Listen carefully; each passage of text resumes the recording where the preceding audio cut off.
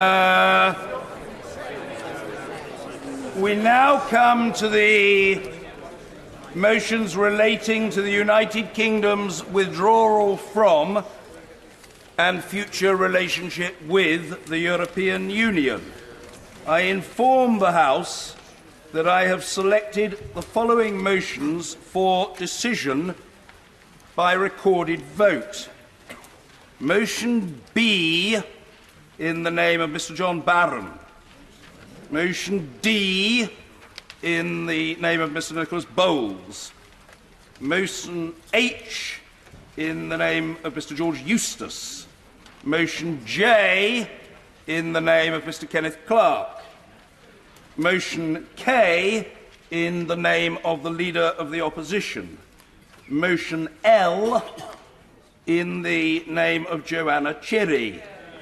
Motion M, in the name of Dame Margaret Beckett. And motion O, in the name of Mr. Marcus Fish. I shall ere long call John Barron to open the debate and to move. The honourable gentleman doesn't need to be unduly concerned.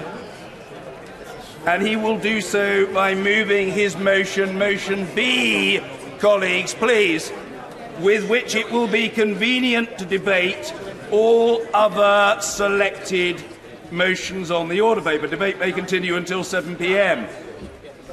The first signatory of each of these motions, colleagues, has until 4 p.m. to inform me that they do not wish a recorded vote to take place on their motion. Shortly after 4 p.m, I will confirm, on the strength of the intelligence I've received, my selection of motions. At that point, colleagues, voting forms will be printed. They will be available from the vote office and in the division lobbies from approximately 6:30 p.m. An announcement will be made on the annunciator when they are available. The forms will look very similar to deferred division forms, except that they will be green and they will list the title and letter of the selected motions. The text of the motions is in the order paper.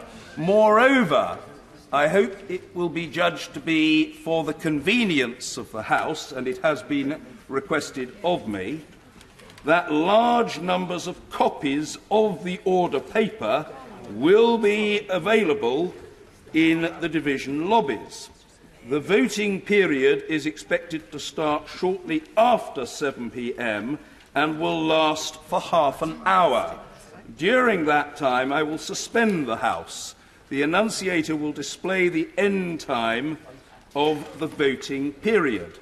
Members with surnames from A to K should hand their forms in the I lobby at the relevant desk for their surname, and members with surnames from L to Z should hand in their forms in the no lobby at the relevant desk.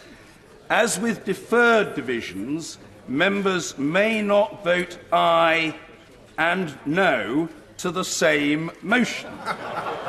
If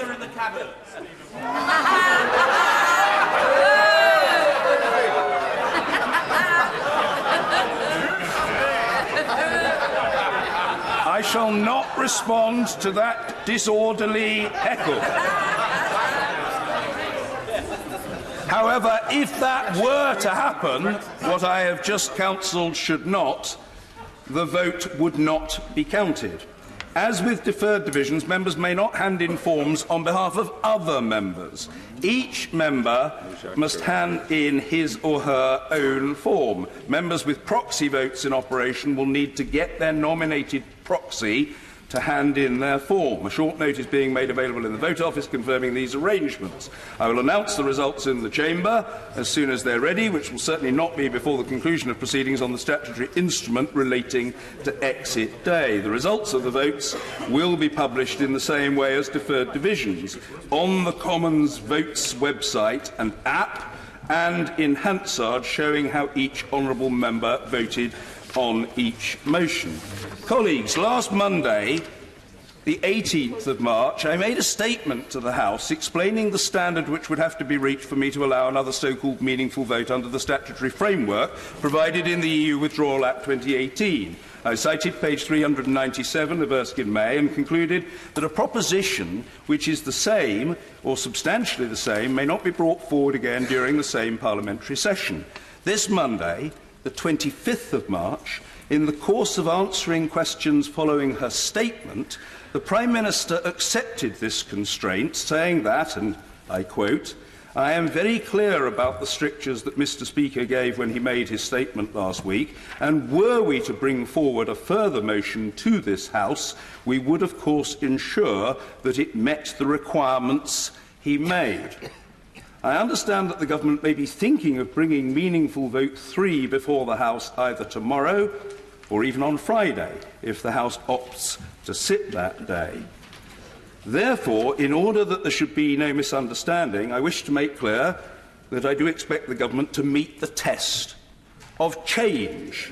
They should not seek to circumvent my ruling by means of tabling either a notwithstanding motion or a paving motion. The Table Office has been instructed that no such motions will be accepted. I very much look forward, colleagues, to today's debate and votes which give the House the chance to start the process of positively indicating what it wants. To move the first motion.